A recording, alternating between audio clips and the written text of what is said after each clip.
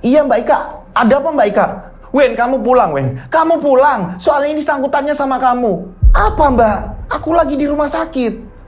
Eko Wen, Eko mau bunuh-bunuhan sama kakaknya. Bum, bum, bum, bum. Ada apa ini? Pak E langsung bilang, nah ini, saya punya firasat ini. Di penglihatan saya, ini, tepat di sini. Assalamualaikum warahmatullahi wabarakatuh. Kembali lagi bersama saya Rian Agus Widodo di channel Rian Agus Widodo. Apa kabar semuanya? Mudah-mudahan kalian dalam keadaan sehat walafiat, itulah doa saya setiap hari. Monggo silahkan absen, namanya siapa, kotanya di mana. Maaf ya kemarin ada beberapa hari libur ya, karena memang capek banget badan, banyak aktivitas. Terus kita nyeleksi video-video kiriman dari kalian. Video apa sih mas? Video giveaway yang kalian sudah kirimkan. Pengumumannya pemenang ini tanggal 12. Hari ini adalah hari terakhir. Kalian ngirim videonya ini, hari ini adalah hari terakhir. Pastikan semuanya udah absen. Di cerita kali ini kiriman dari subscriber menceritakan, ada seorang pemuda, pada saat akad nikah tiba-tiba pemuda tersebut ini malah kelojotan. Sekarat, dia tiba-tiba kejang. Akan tetapi, halayak yang ada di sekitarnya ini melihat pemuda tersebut yang sedang kelojotan, ini melihat kalau dia ini sedang seperti bercinta, kayak sedang menikmati orang bercinta. Ini gimana sih? Nah, warga sekitar ini bingung loh, kok mau akad kayak gini? Maaf ya, ini jadi posisinya ini jadi kayak jadi kayak orang-orang menikmati sedang bercinta. Aneh, ini saya gambarkan. Akan tetapi, rasa yang dialami oleh pemuda tersebut bukannya bercinta, justru malah siksaan yang membuat dirinya ini sakit seperti disiksa mati-matian. Sebenarnya apa yang terjadi dengan pemuda tersebut? Kenapa harus pas akad dia mengalami seperti itu? Seperti apa ceritanya? Kalian udah penasaran semuanya? Tak perlu lama-lama lagi, kita langsung saja menuju ke ceritanya.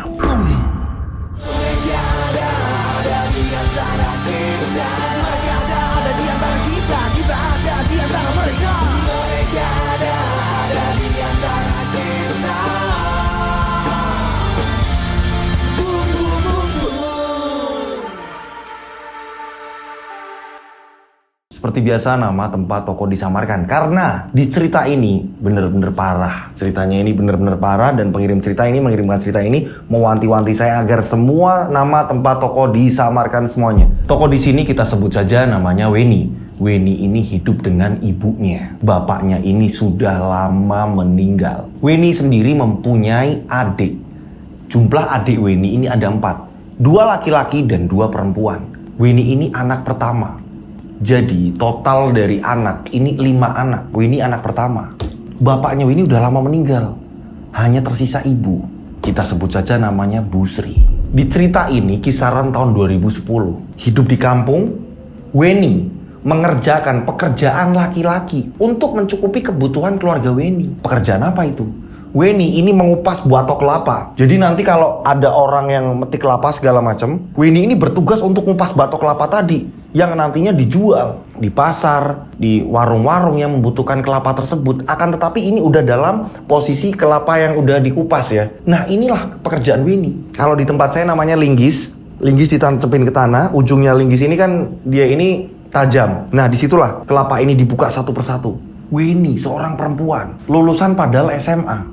Akan tetapi, pada saat itu nyari pekerjaan sangat susah sekali di kampung.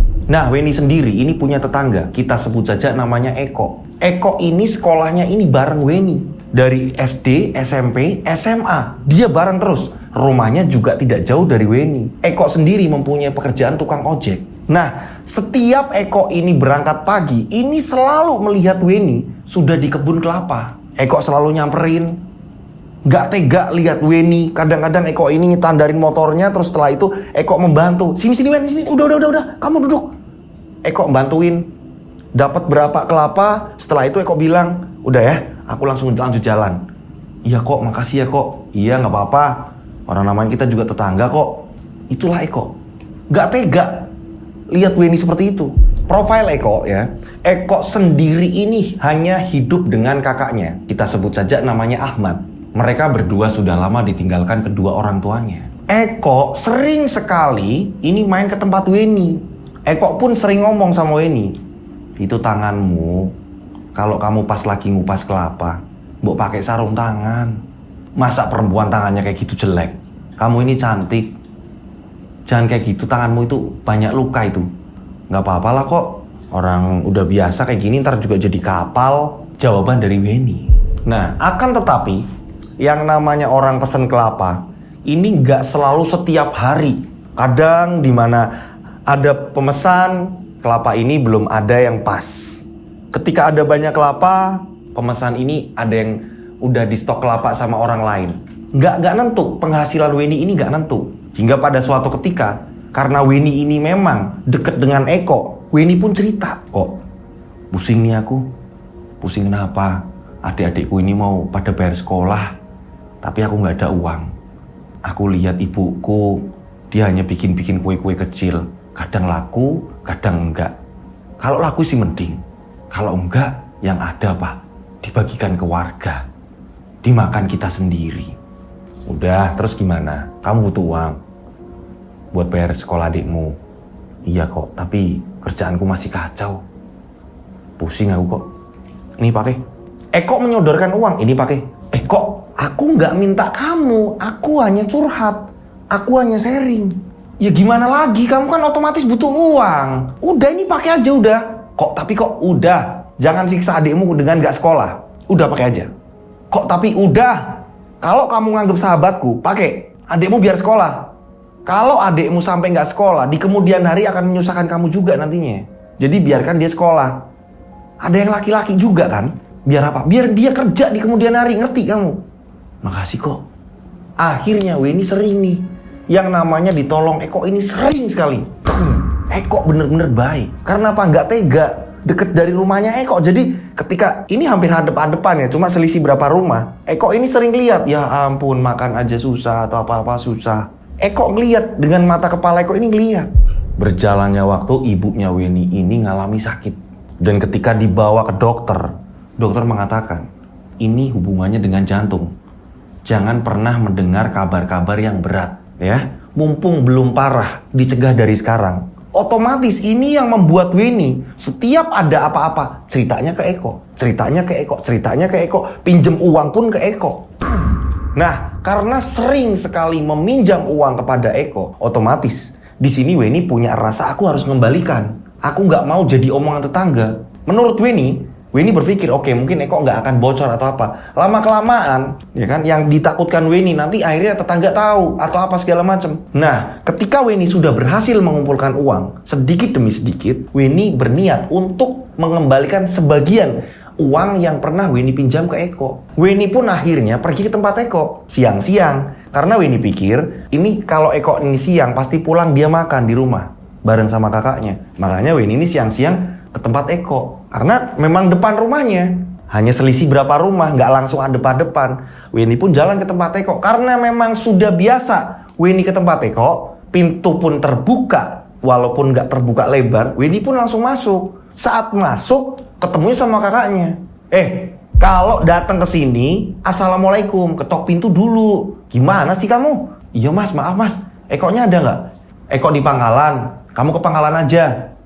Iya mas. Akhirnya Weni pun ke Pangkalan ojek. Ketemulah sama si Eko. Kok, aku ada uang sebagian. Aku takut kalau lama-kelamaan utangku banyak sama kamu.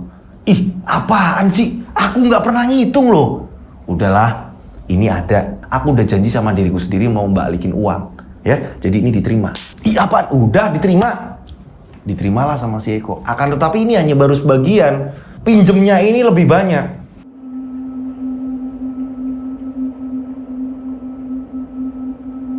Nah, berjalannya waktu, ini pun juga semakin hari dia ini menyisihkan uang. Dia punya celengan kecil, dia masukin ke situ. Terus-menerus menabung. Sebisa mungkin aku harus menabung. Adik-adikku ini butuh biaya sekolah. Eko juga sering sekali datang ke situ. Pulang ojek ketika dapat rezeki, beli makan, beli nasi padang, kadang-kadang makan bareng di situ.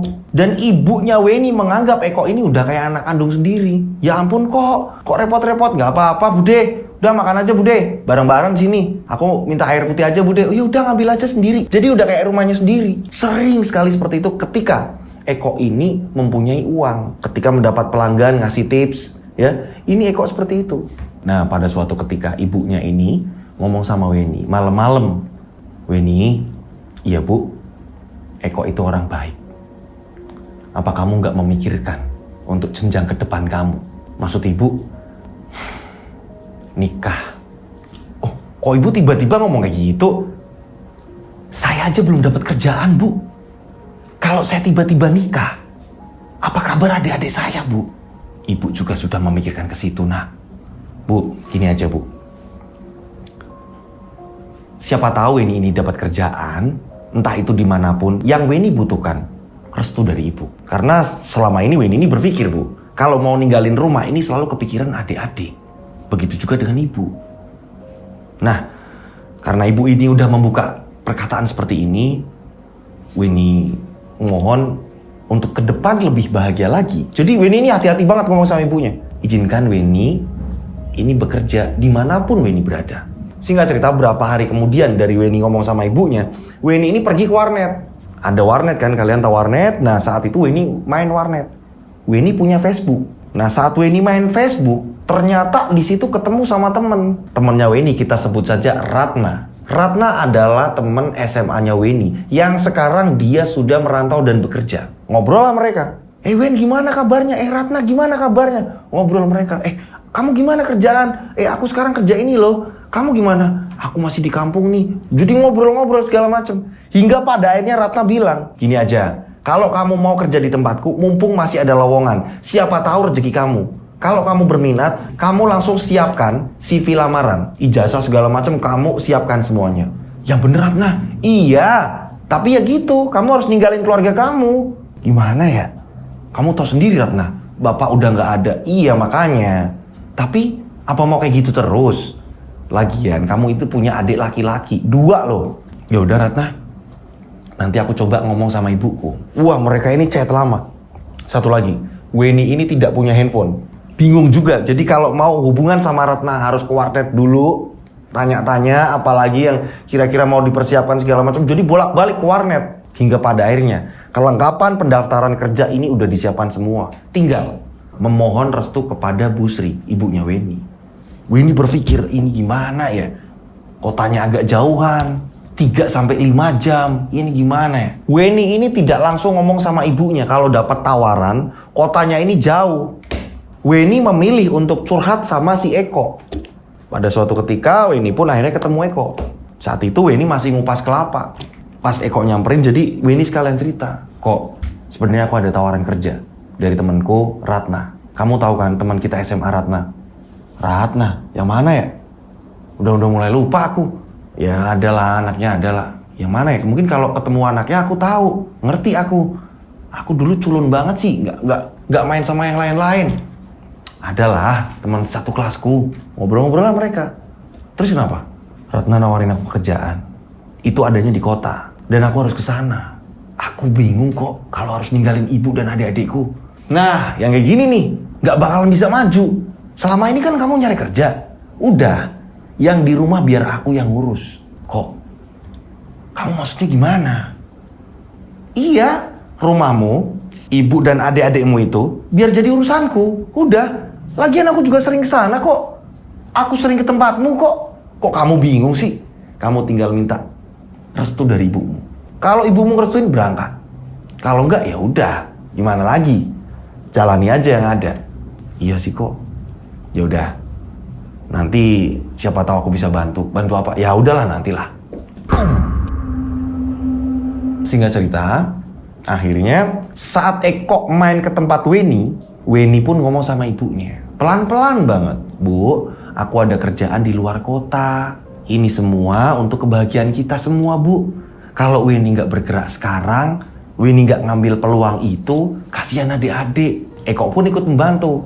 Iya, Bude, kapan lagi? Lihat Weni seneng, Bude. Kapan lagi? Lihat adik-adiknya ini sekolah, Bude.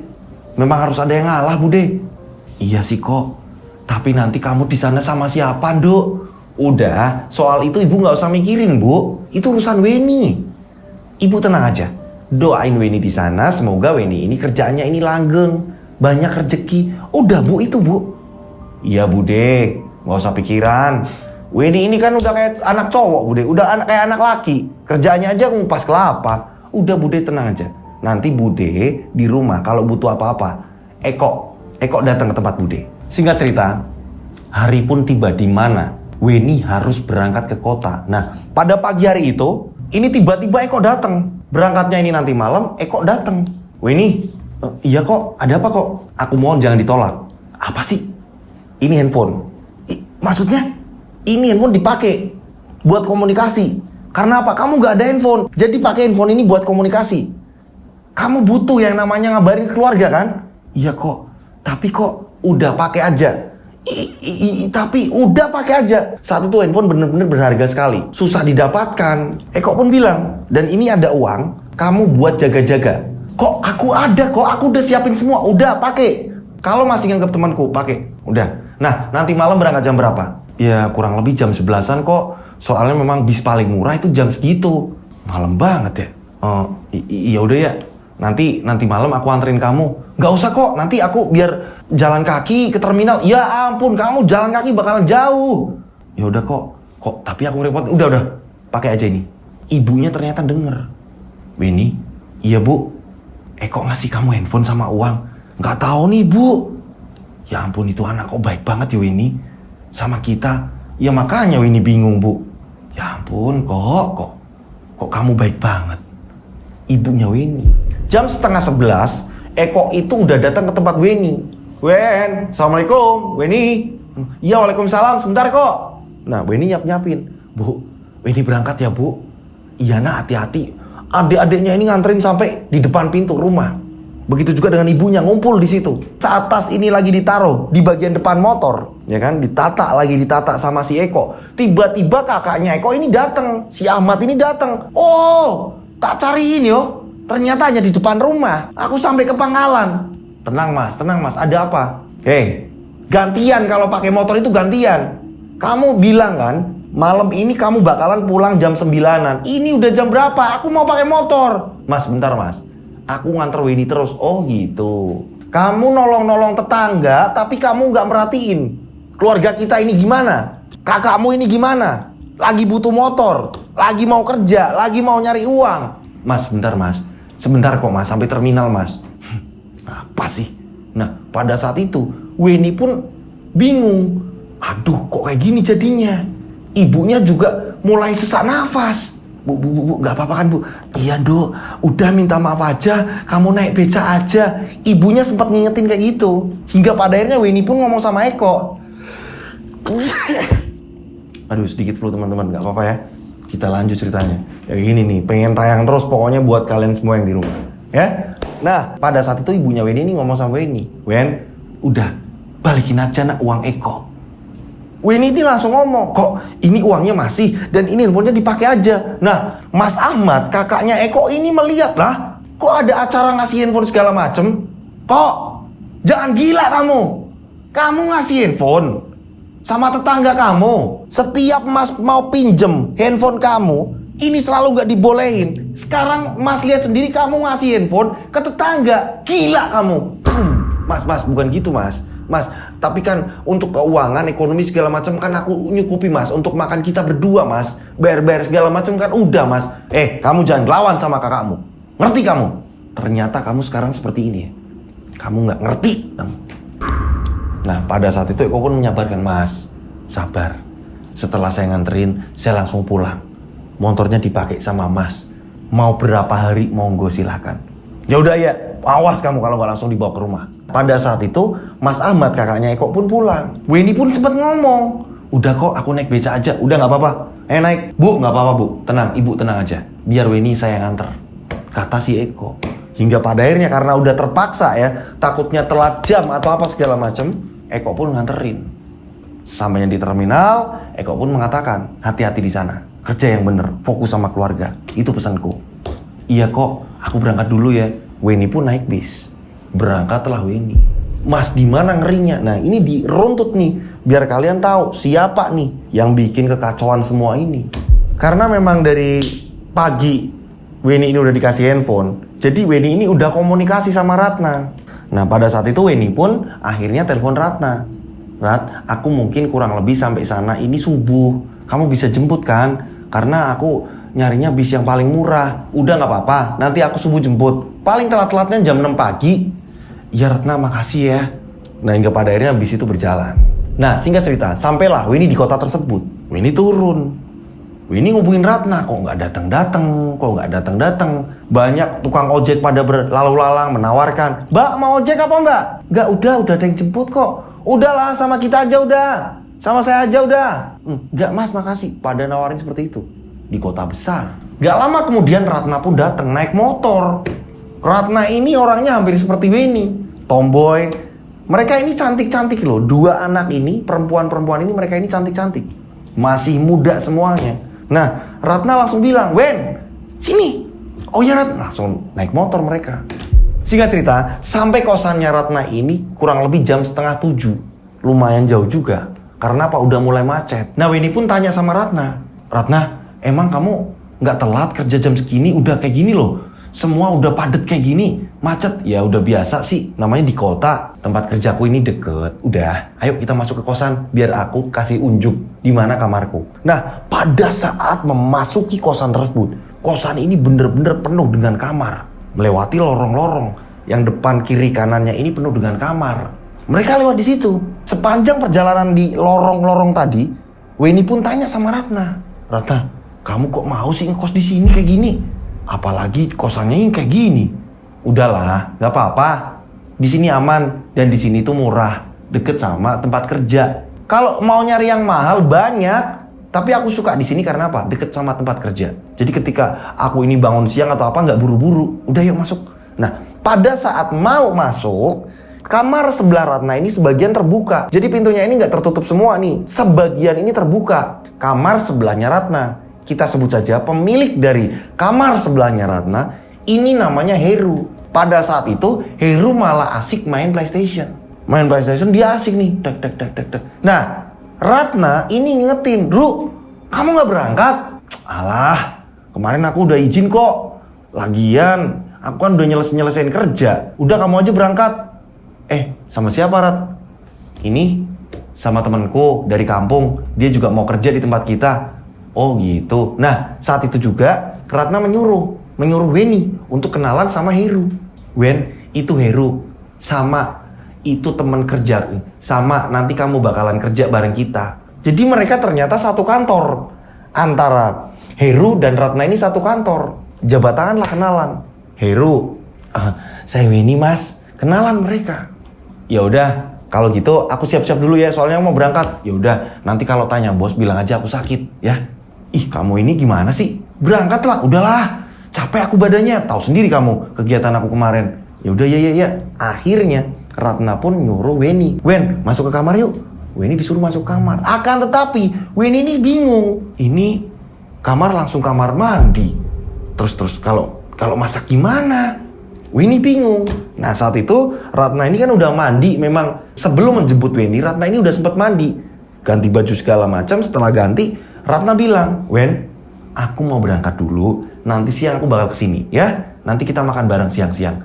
Kamu siapin dulu kelengkapan. Mending kamu sekarang istirahat. Biar besok fresh, kamu akan aku temuin sama bosku.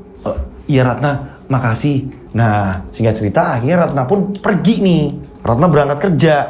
Weni pun akhirnya karena saking capeknya sempat tertidur. Karena perjalanan panjang. Weni yang tertidur tiba-tiba bangun ini jam 10 pagi. Ngerasain lapar. Aduh, kok lapar ya? Aku ternyata ketiduran 3 jam. Aku lapar banget. Dari semalam aku gak makan. Weni ini bingung, mau makan apa? Bekal ini hanya roti-roti kecil, cemilan-cemilan kecil yang Weni bawa. Aduh, bukan nasi lagi. Lapar dia. Yah, mana Ratna masih 1 jam lagi. Nah, hingga pada akhirnya Weni pun mandi. Setelah mandi segala macam dia nonton TV sambil nungguin Ratna. Dan gak lama kemudian pintu kamar ini ada yang ngetok, tok. Lah, yang ditunggu datang. Akhirnya Weni membuka pintu, cekrek. Ternyata yang datang ini Heru. Wen, iya Mas Heru, belum makan kan? Yuk makan yuk. Nanti aja Mas, saya belum lapar kok. Gimana sih? Kamu datang dari kampung, terus kamu belum sarapan. Ini jam berapa coba? Nanti kalau kamu nggak makan sakit. Kalau kamu nungguin Ratna, ini bisa saja sampai sore. Karena bos kalau nyuruh Ratna ini sampai sore. Udah tahu aku di kantor seperti apa bentuknya. Kamu juga nanti bakalan ngerasain yang seperti itu. Jadi kalau kamu nggak makan, kamu sakit. Beneran. Di sini nggak ada kompor, nggak ada dapur, ada pun kecil. Dan pemilik kosan sini pelit. Jadi kalau mau makan, ayo. Ratna udah sering makan sama aku, ayo. Oh tapi mas udah, ayo. Udah, Weni kalah nih sama lapar. Orang dipaksa sama Heru. Akhirnya mereka pun makan. Makan di warteg, Weni ini mau bayar. Mas ini mas, udah nggak usah. Pakai aja dulu, orang belum kerja kok. Ya ampun Mas Heru baik banget. Udahlah ya, pakai dulu. Ya udah. Kita balik lagi ke kosan. Akhirnya mereka pun balik lagi ke kosan. Heru pun bilang sama Weni, nanti kalau butuh apa-apa ketok aja kamarku, ya. Aku lagi main PS asik nih. Iya mas, Weni pun masuk ke kamar. Weni berpikir, kok Mas Heru baik banget. Nah, singkat cerita, ternyata bener. Ratna ini pulang jam 4. Jam 4 sore. Assalamualaikum. Tak. Dibukain lah sama si Weni. Cekrek. Ratna, Wen, maafin aku pulangnya agak sorean. Gak apa-apa. Kamu udah makan belum? Ayo makan yuk. Ayo. Aku sih tadi udah makan. Kamu yang belum makan, ayo. Aku udah makan, Ratna. Kamu makan sama siapa? Makan apa di sini? Ayo, kamu kan belum tahu. Yang jualan sebelah mana? Aku tadi udah makan sama yang teman kamarmu ini yang samping itu loh. Oh, kamu udah makan sama Mas Heru? Iya, aku tadi diajak makan. Soalnya aku tadi juga ngerasa lapar banget, Ratna. Oh, ya udah, kamu nemenin aku makan yuk. Akhirnya, Weni pun keluar nih, nemenin Ratna makan. Makan, segala macam. Setelah itu mereka balik lagi ke kosan. Ratna pun sempat cerita kalau memang Heru itu orang yang baik. Singkat cerita, pada pagi harinya, karena memang lamarannya udah disiapkan, ya, Ratna pun mengajak Weni, ayo Wen, kamu tak temuin sama bosku. Udah, memang lagi butuh karyawan kok. Ini untuk packaging aja, udah nanti gajinya juga lumayan kok. Ini di tempatku ini percetakan. Jadi mulai dari undangan, banner, spanduk, segala macam. Kamu bisa nanti diajarin sama teman-teman yang udah lama, bisa kok. Tapi Ratna, nanti di sana gimana sih? Udah, gak usah bingung, ayo kita jalan. Ternyata bener. Sesampainya di sana, interview segala macam, karena memang Weni ini cantik, bosnya ini tertarik. Kita sebut saja namanya Bos Harjo. Kamu yakin mau kerja di sini? Ya, kamu mau kerja di tempat saya? Iya Pak. Masalah bayaran, gajian segala macam sesuai dengan orang-orang sini? Siap kamu? Iya Pak, yang penting saya dapat kerjaan Pak. Ya udah, nanti kamu ikuti anak-anak yang lain. Kamu minta tolong sama si Ratna. Ya? Iya Pak. Ya udah, besok pagi kamu mulai kerja. Nah, Weni pun akhirnya seneng. Bosnya ngomong besok pagi kamu mulai kerja, Weni seneng. Pas istirahat di kantin ketemu sama Ratna, ya kan, Ratna yang udah nungguin Weni. Ngobrol lah mereka, gimana? Kamu keterima nggak? Bosku gimana? Iya diterima Ratna. Gak lama kemudian Ratna dipanggil sama atasannya lagi. Ratna, sebentar sini. Weni, kamu tunggu di sini sebentar. Ratna pun pergi. Dan gak lama kemudian Heru pun menyusul ke kantin. Heru pun lagi mau makan. Heru pun tanya si Weni, Wen, gimana interviewnya? Mas, alhamdulillah saya langsung diterima mas. Besok pagi saya kerja. Nah, gitu dong. Ini nih, yang kayak gini nih, kabar yang baik. Jadi kamu memang harus rajin bekerja. Jarang, orang ini yang langsung diterima jarang. Iya mas, saya juga gak ngerti tiba-tiba diterima. Ya karena kamu cantik juga mungkin. Rayu dari Heru.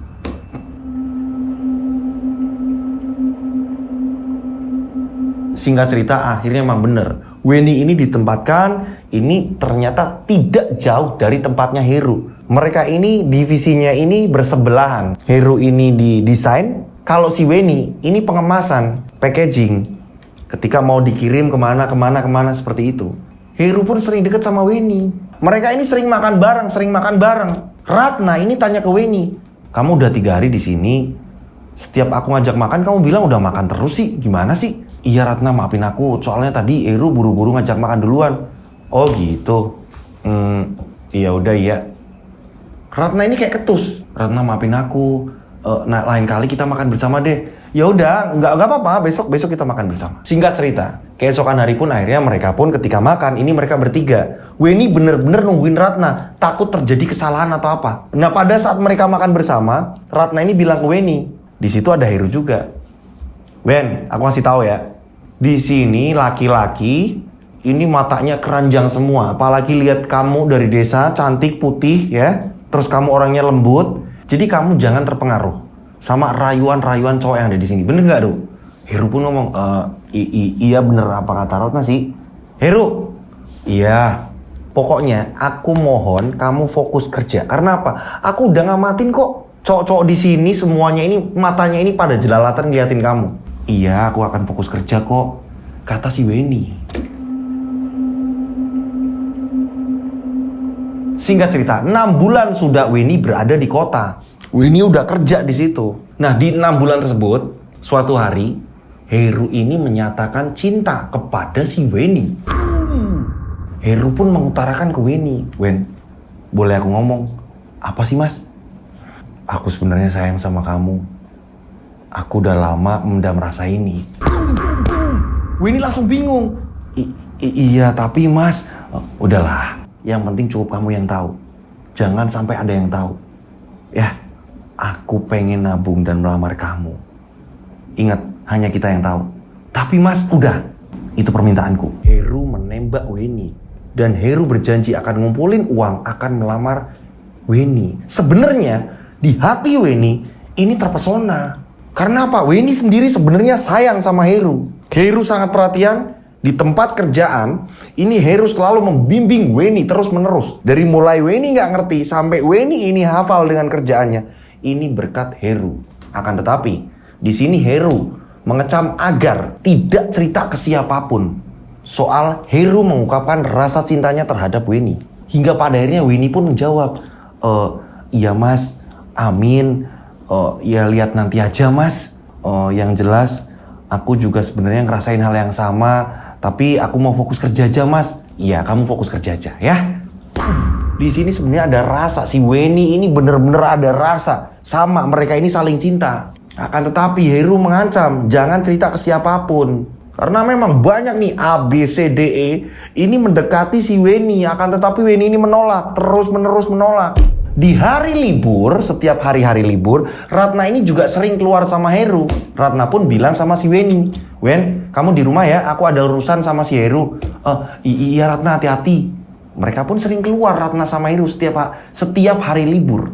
Singkat cerita, Weni ini kan udah nabung nih, ya kan? Dia mau nyari cuti gimana caranya biar bisa pulang. Memang Weni ini sudah sering ngirim uang. Nanti lewatnya si Eko. Nanti Eko dikirimkan ke keluarganya. Nah, pada suatu ketika Eko ini telepon. "Halo Wen, iya kok, gimana kok?" "Wen, aku mau ngasih kabar. Ibumu sakit-sakitan. Sekarang kambuh. Dia sekarang di rumah sakit." Weni kaget. "Ya ampun, kok bisa kok?" "Iya, sebenarnya ibumu ini ngerahasiain ini. Aku nggak boleh telepon kamu mengatakan kalau ibumu sakit. Tapi gimana lagi? Aku harus telepon kamu harus tahu. Kamu udah setengah tahun lebih loh, kamu belum pulang." "Ya tapi aku belum dapat cuti kok. Itu yang aku bingung." "Nah, sekarang gini aja. Kamu milih kerjaan itu apa milih ibu kamu?" "Ya aku milih ibu aku kok. Tapi aku gimana caranya?" "Izin, aku yakin perusahaanmu ini bakal memperbolehkan. Kalau perusahaanmu ini membutuhkan kamu, pasti diperbolehkan. Coba dulu." Hingga pada akhirnya Weni cerita sama Ratna, "Ibuku sakit. Ini gimana?" Cerita juga sama Heru. Ya udah, cerita sama atasan. Ceritalah sama Pak Harjo. Atasannya, "Pak Harjo, ibu saya sakit seperti ini. Pak Harjo bilang, "Butuh duit nggak?" "Kalau di rumah, tapi nanti cepet-cepet pulang ya. Soalnya saya ini kalau nggak ketemu kamu, perusahaan saya ini kadang-kadang sedikit kacau loh. Kamu ini membawa aura yang positif untuk pekerjaan ini." "Iya Pak." Memang Pak Harjo ini orangnya genit. Dan satu lagi, Pak Harjo ini sering yang namanya jadi kayak ada dupa ditaruh di ruangannya Pak Harjo. Dan ada beberapa tulisan-tulisan di fotokopi gitu kan ya, ditempelin di atas ruangannya Pak Harjo. Itu Weni setiap masuk ke ruangannya Pak Harjo sering lihat kayak gitu. "Tapi kamu beneran pulang kan?" "Iya Pak, saya ini beneran pulang Pak. Ibu saya ini sakit dan sekarang di rumah sakit Pak.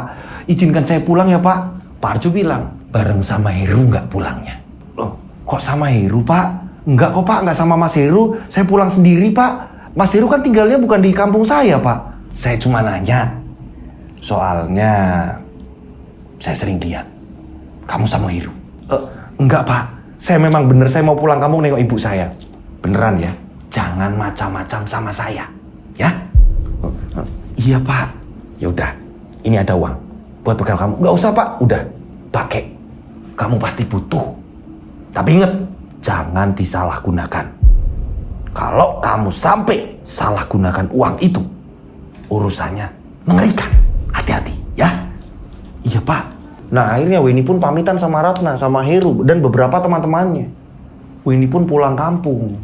Singkat cerita, sesampainya di rumah, adik-adiknya bilang, Mbak pulang ya Mbak apa kabar? Udah, baik. Sekarang ibu di mana? Ibu di rumah sakit Mbak. Ada kakak Mbak sama Mas Eko kayaknya di rumah sakit Mbak. Soalnya Mas Eko sering kesana. Oh ya udah, Mbak kesana dulu. Akhirnya Weni pun ke rumah sakit. Sesampainya di rumah sakit, Eko di situ juga. Sampai ngantuk Eko di situ. Dia tidur, ini ditiker. Ibunya ini diranjang. Ibunya Weni diranjang nih.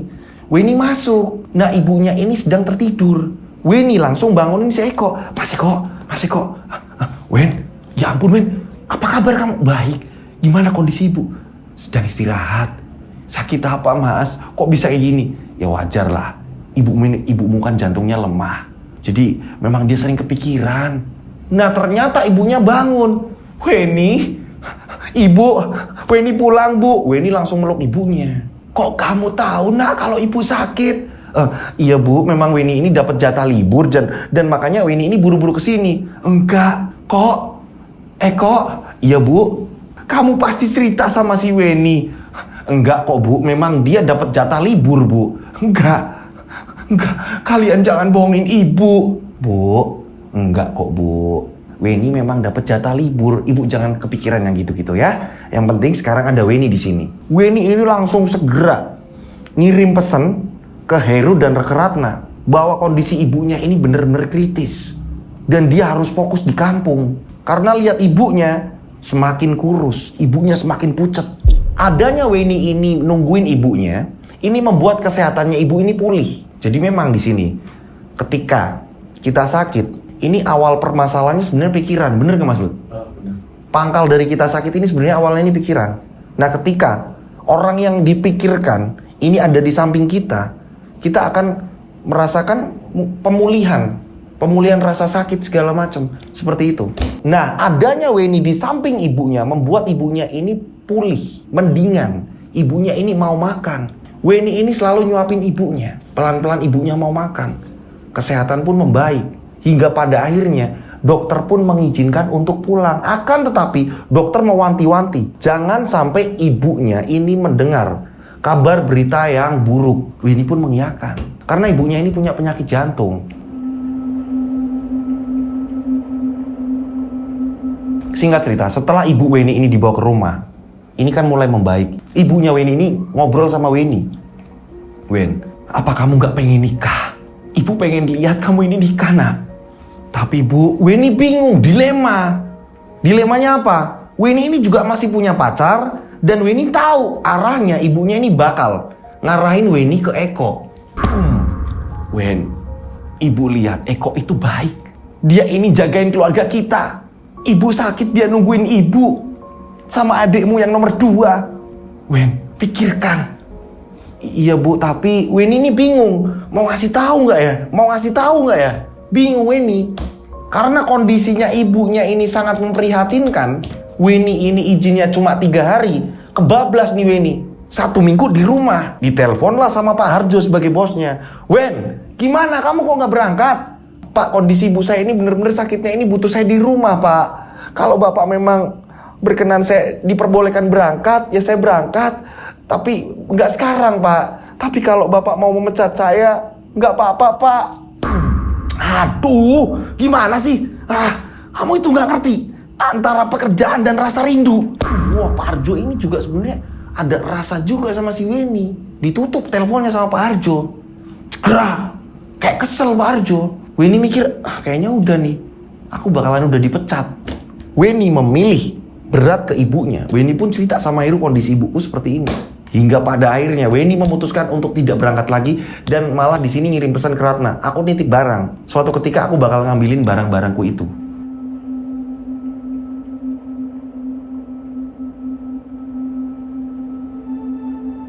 Singkat cerita, pada suatu ketika Eko ini main lagi nih ke rumah. Ngobrol lah sama si Weni. Ngobrol. Nah, setelah ngobrol, Eko pun meninggalkan makanan. Nih buat makan adik-adik sama buat ibu juga. Setelah itu Eko pun jalan pergi lagi. Ternyata ibunya ini memperhatikan. Ibunya ini sudah di depan pintu, sandaran pintu. Nah, Eko itu baik. Ibu pengen melihat kamu ini menikah. Weni terpaksa ngomong pelan-pelan nadanya, takut ibunya ini kesehatannya terganggu. Bu, ibu pengen gak kalau Weni ini nyelamatin adik-adik? Ya iyalah nak, Weni bisa bu, Weni bisa. Weni punya rencana itu. Sudah ada di otak Weni bu. Dan sekarang ada yang mau tanggung jawab bu, untuk membantu Weni juga. Maksud kamu nak, Weni sekarang sudah ada pacar bu. Dia lebih baik, dia orangnya tanggung jawab. Terus Eko gimana nak? Maka dari itu bu, Weni itu bingung bu. Namanya Heru bu. Dan dia berencana mau lamar Weni. Kalau tabungannya Mas Heru udah cukup, Mas Heru bakalan ngelamar Weni bu. Ya ampun nak, terus gimana yo hatinya Eko? Ya itu bu, makanya Weni bingung. Yo wes, kalau kamu memang yakin dengan pilihan kamu, nanti ibu yang ngomong sama Eko. Iya bu, dari kemarin Weni juga bingung bu. Sedangkan ibu ini terus memaksa seperti itu. Weni ini mau ngutarakan bingung. Pelan-pelan di sini Weni ngomongnya. Hingga pada akhirnya Weni pun cerita sama si Heru bahwa dia tidak melanjutkan kerja di kota lagi. Heru pun sempat kaget. Ya udah doain. Kalau memang aku ini tabungannya udah cukup, aku bakal ngelamar kamu. Heru bilang seperti itu. Singkat cerita, di sini Weni pun nyari kerja yang deket-deket rumah. Dapatlah kerjaan seorang admin di agen bis. Jadi kalian pernah lihat kan di mana kalau di pool bis ini ada orang yang di situ dia ini nyatet tiket, pembelian segala macam. Weni kerja di situ. Walaupun gajinya sedikit, yang penting ini deket sama rumah, deket sama orang tua. Ini yang dipilih Weni. Eko pun sering datang ke situ. Nah kayak gini lah, kerja di sini aja udah cukup, nggak usah kesana-sana, kasihan ibu. Iya Mas Eko.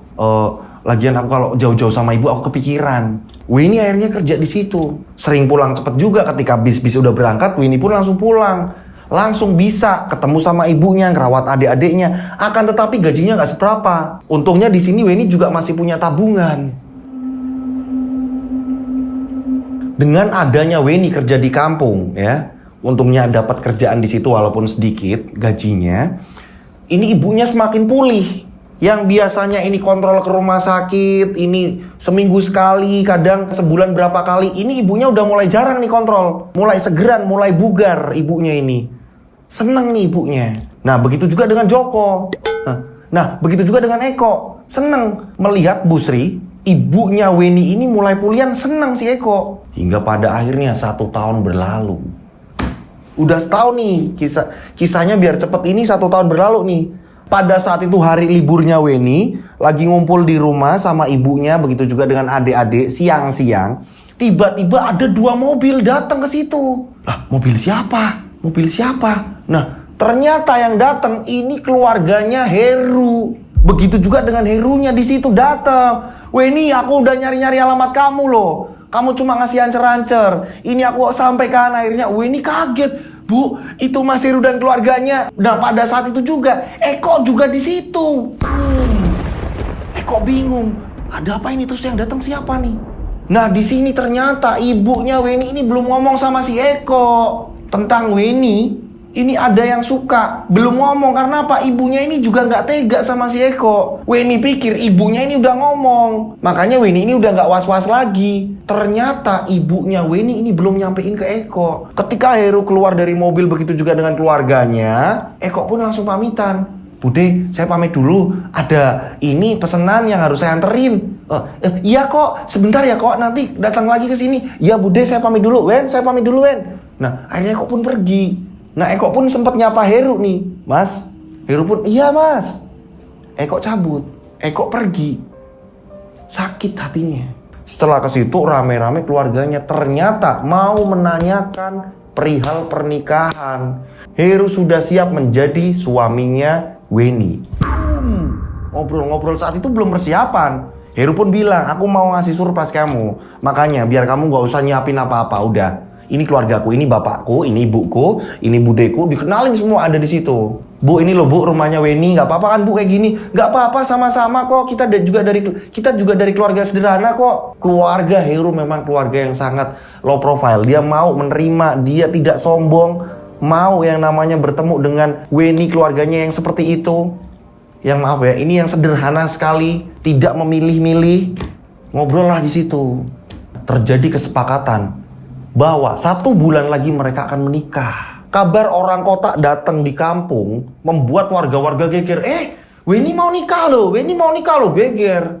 Iya, kemarin ada yang orang kota loh, datang 2 mobil kayak gini keluarganya. Wah, jadi nyebar. Sampailah di telinga si Eko. Hingga pada akhirnya Eko pun mengirim pesan. Selamat ya Wen, nanti ketika pernikahan aku pasti datang. Eko ini rasanya kecewa, Eko ini cinta sebenarnya. Bener-bener sayang sama Weni. Akan tetapi seperti itu kondisinya.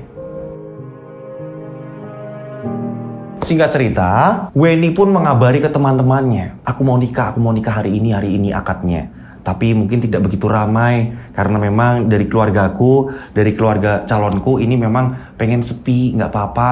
Kalau mau datang silahkan. Nah Ratna, temennya Weni dikabarin juga. Ini anehnya gak ngangkat teleponnya. Selang 2 hari Ratna baru balas. Iya aku datang. Iya aku datang. Hanya sebatas itu. Akan tetapi Weni di sini konsentrasi kepecah, nyiapin acaranya. Singkat cerita, tibalah di mana hari akad. Ini saya ceritain runtutannya ya, biar yang di rumah ini paham semuanya. Nah, pada saat hari akad semua orang-orang, saudara-saudara dari Heru juga datang, begitu juga dari saudara-saudara jauhnya si Weni. Ada tetangga juga yang menyaksikan, ada keluarganya Weni yang menjadi wali Weni juga di situ, karena bapaknya Weni udah nggak ada, dimulailah akad. Beberapa menit akad nikah mau dimulai, Ratna ini datang. Begitu juga disusul Eko. Eko datang di situ, Eko nangis. Berkali-kali Eko mengusap air matanya. Akad ini akan segera dimulai. Weni yang ada di kamar sedang dirias. Ratna ini langsung masuk. Wen, iya Ratna, kamu datang kapan? Aku baru aja datang. Aku sebenarnya ada urusan dan nanti aku bakal kesini lagi kok. Nggak jauh kok. Aku ada teman yang ada di sini juga dan ini kadonya buat kamu ya. Selamat ya, selamat ya. Ratna, di sinilah sebentar. Aku mau akad nih. Iya, nanti aku sini kok. Aku sini lagi. Ratna, akhirnya Ratna pun pergi. Yang di situ tinggal Joko. Yang di situ tinggal Eko. Dan gak lama kemudian Weni pun keluar dan memulailah akad yang disaksikan warga-warga dan begitu juga keluarga. Saat akad dimulai, Heru berjabat tangan dengan penghulunya. Dia belum sempat baca bismillah. Setelah penghulunya ini selesai membacakan, setelah itu kan gantian nih si Heru gitu kan ya. Saat Heru ini mau membaca, boom, boom, boom, boom, Heru ini tiba-tiba kejang-kejang. Nah, disinilah orang-orang yang melihat Heru itu, maaf ya, jadi kayak orang yang sedang horny, kayak orang yang sedang berhubungan badan. Orang-orang yang melihat, semua orang-orang melihatnya seperti itu.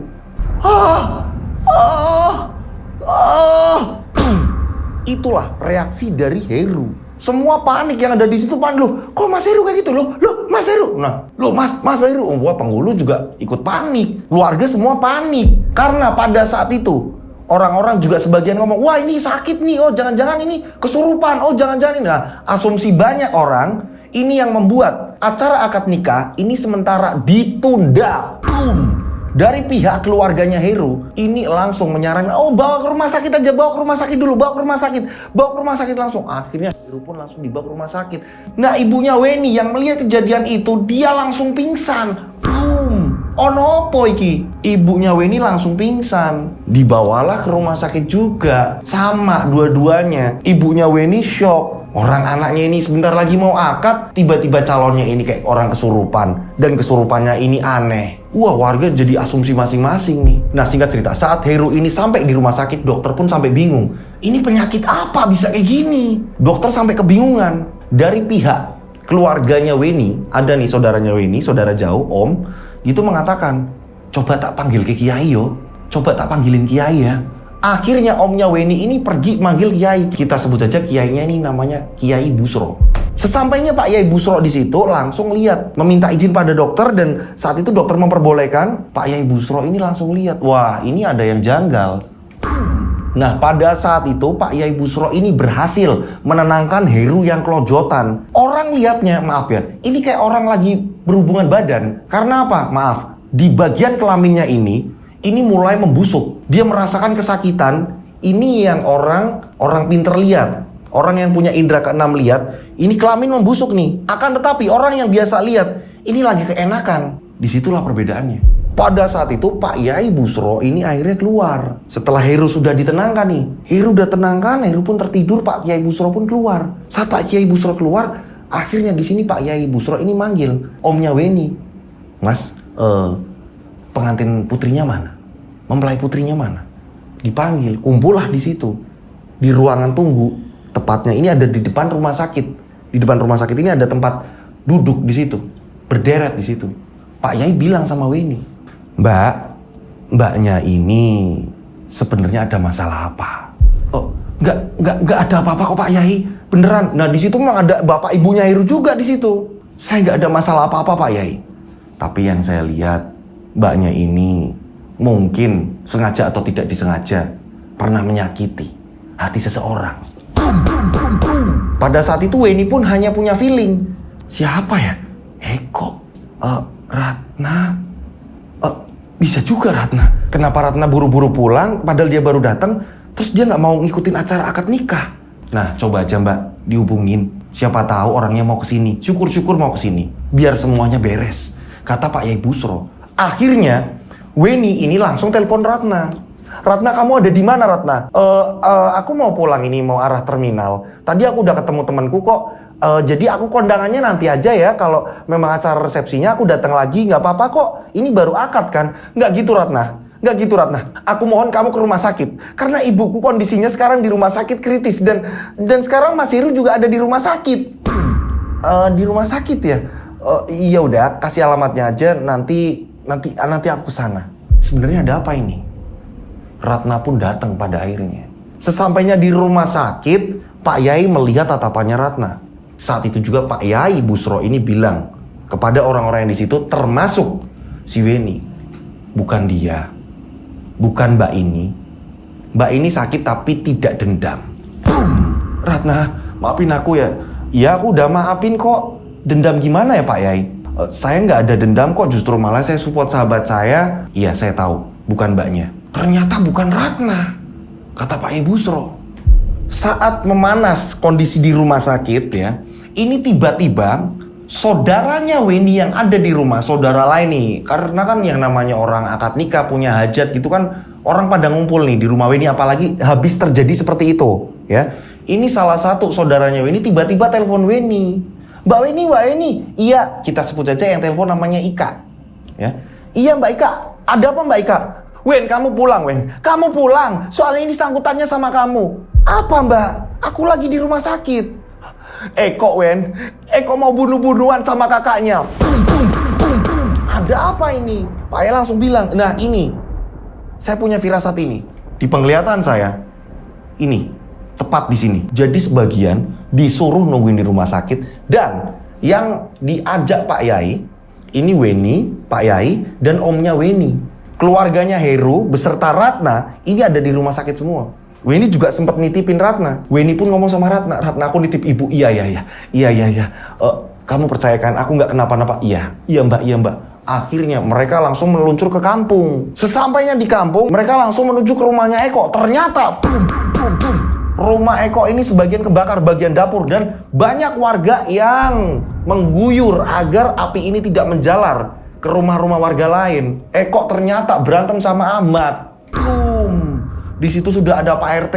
Begitu juga dengan warga lain, mereka pun dipisahkan. Dan Pak Yai bilang, dia ada yang merasuki. Pak Yai pun langsung berdoa di situ. Dan gak lama kemudian Ahmad pun terjatuh. Ini kondisinya ini di ruang tamu. Warga-warga pun lagi ditenangin nih sama orang-orang yang di situ. Udah jangan pada masuk. Jadi yang diperbolehkan masuk orang-orang tertentu. Nah saat itu juga Pak Yai Busro ini tanya, ini kronologinya awalnya gimana? Eko pun bercerita.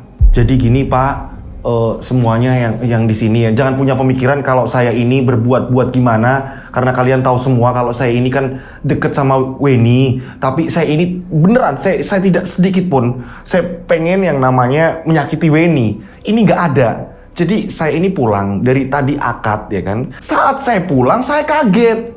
Ternyata kakak saya ini sedang ritual. Ritual?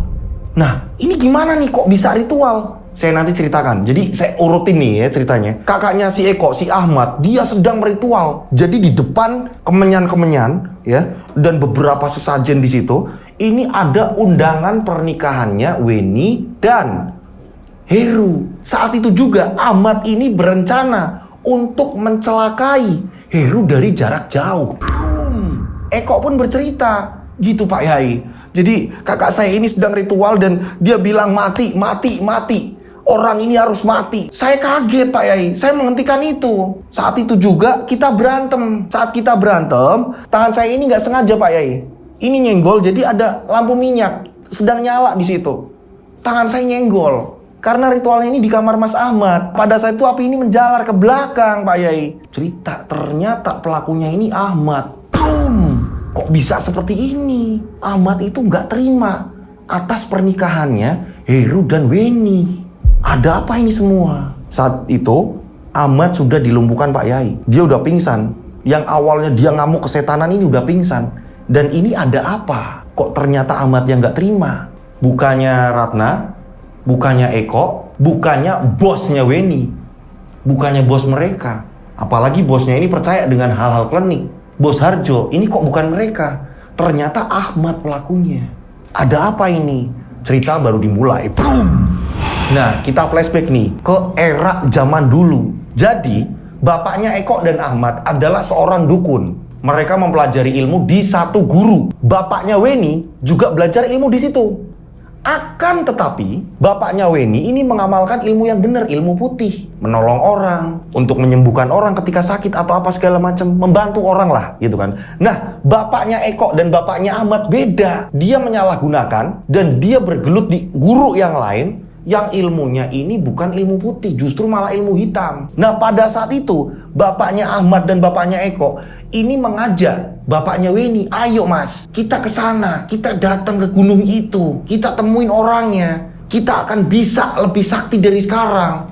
Bapaknya Weni menolak, enggak, saya cukup seperti ini, saya ini orang biasa. Dulunya bapaknya Weni. Pada saat itu Ahmad masih kecil, Eko pun masih kecil. Bapaknya Weni bilang, aku nggak mau, mending keturunanmu saja yang kamu ajak. Aku terus terang nggak mau, bener-bener nolak. Nah pada saat itu bapaknya Ahmad ini mendoktrin Ahmad dan Eko untuk membenci keluarganya si Weni. Karena apa? Bapaknya Weni nggak mau diajak kerjasama. Pada saat itulah Ahmad menjadi dendam. Karena apa? Jadi ada orang pengen nyantet nih, pengen nyantet siapa gitu kan, minta tolong sama bapaknya Ahmad. Nah si korban ini datang ke tempat bapaknya Weni, ke tempat bapaknya Weni minta disembuhkan. Ketika disembuhkan, santet itu mentalnya ke bapaknya Ahmad.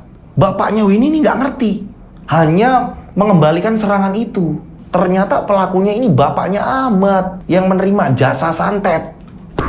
Pada suatu ketika, bapaknya Ahmad ini pernah kena serangan nih ceritanya. Nah saat itu juga Ahmad ini menemui bapaknya Weni. Pak De, bapak aku sakit, kena serangan kayak gini. Bapaknya Weni kebetulan pada saat itu lagi sakit, tidak bisa menolong. Ahmad kesel. Oh awas kamu ya Pak De, gak mau nolong bapakku. Hingga pada akhirnya bapaknya Ahmad ini meninggal, kena serangan santet. Padahal bukan dari balasan bapaknya Weni, bukan. Melainkan dia karena berurusan dengan santet-santet, dia keserang sendiri. Mungkin dari musuh lain atau apa segala macam. Seperti itu. Ahmad bencilah sama keluarga Weni. Akan tetapi beda dengan ibunya Ahmad dan ibunya Eko. Ibunya Eko ini justru dekat sama ibunya Weni. Ibunya Eko dan Ahmad ini sering ngomong ke mereka, jangan kamu perpanjang urusan ini. Mereka saudara kita, mereka ini ada di depan rumah kita.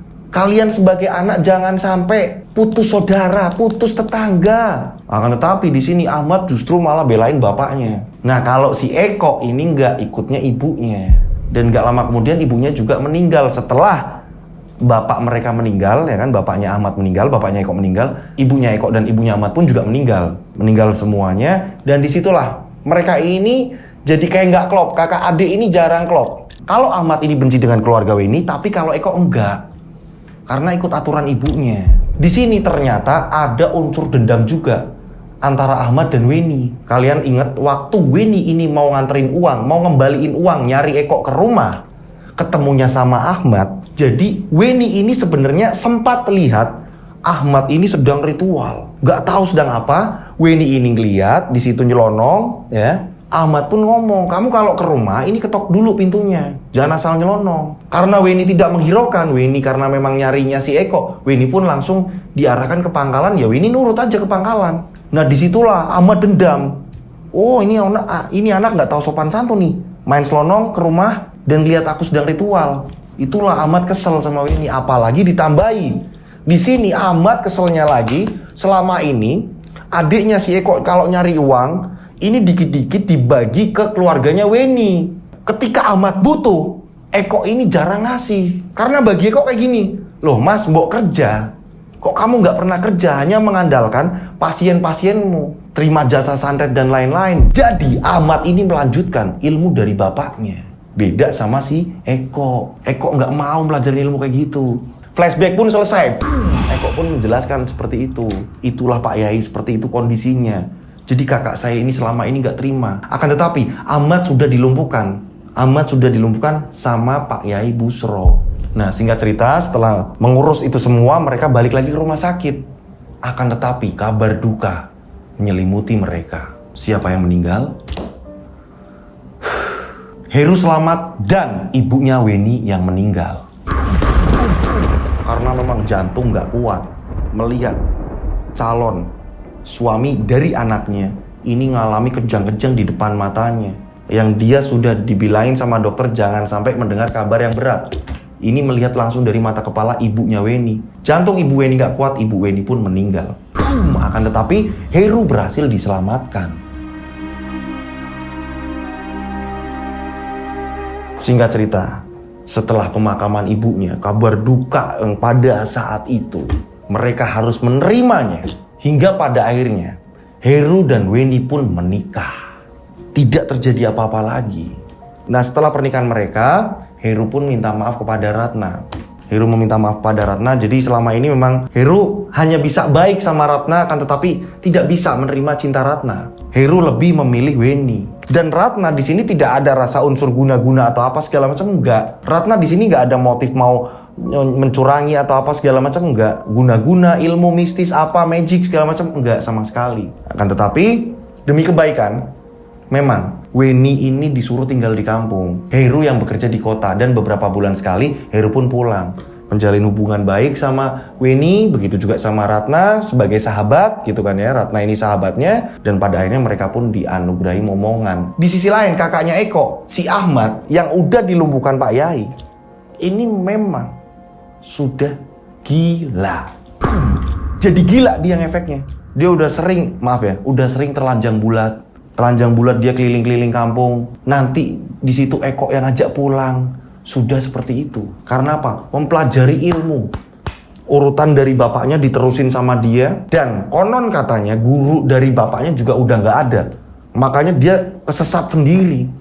Dan Ahmad akhirnya ini memang jadi kayak orang yang dijauhi dari masyarakat. Mulai dipasung, lepas, apa segala macam. Itulah Ahmad.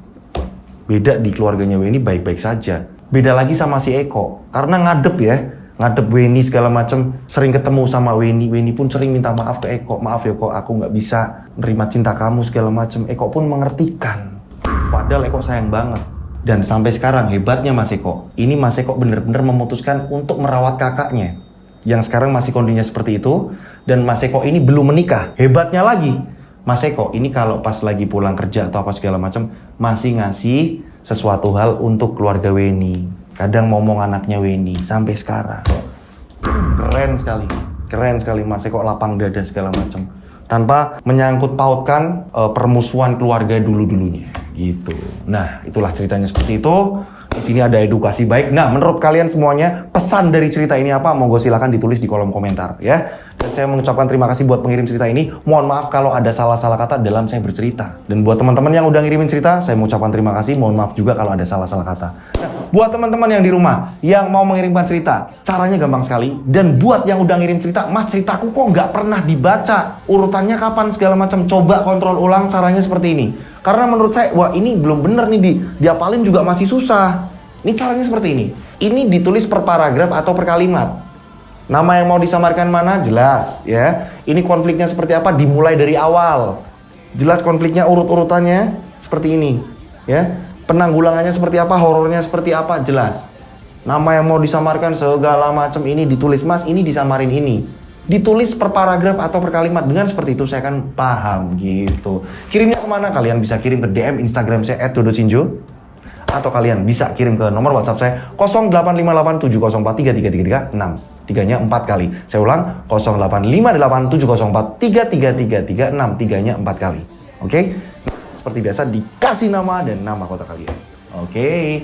Saya berdoa mudah-mudahan penikmat channel Rian Agus Widodo ini selalu diberi kesuksesan. Amin. Dilindungi Allah Subhanahu wa taala. Dijauhkan dari mara bahaya. Amin. Selalu mendapatkan rezeki. Amin. Yang belum mendapatkan jodoh segera mendapatkan jodoh. Amin. Ya, yang lagi meniti karir segera disukseskan. Amin. Gapai cita-citanya. Dan yang lagi sakit diangkat penyakitnya. Amin. Panjang umur sehat selalu. Akhir kata, saya Rian Agus Widodo mengucapkan wassalamualaikum warahmatullahi wabarakatuh. Mereka di antara kita. Mereka ada di antara kita. Subscribe channel Rian Agus Widodo, kisah misteri. Mereka ada di antara kita. Nyalakan lonceng, notif, tinggalkan komen, share. Mereka ada di antara kita. Mereka ada di antara kita. Kita ada di antara mereka. Mereka ada di antara kita. Mereka ada di antara kita. Mereka ada di antara kita. Kita ada di antara mereka. Mereka ada di antara kita. Boom, boom, boom, boom. Mereka ada di antara kita. Subscribe channel Rian Agus Widodo, kisah misteri. Mereka ada di antara kita. Nyalakan lonceng, notif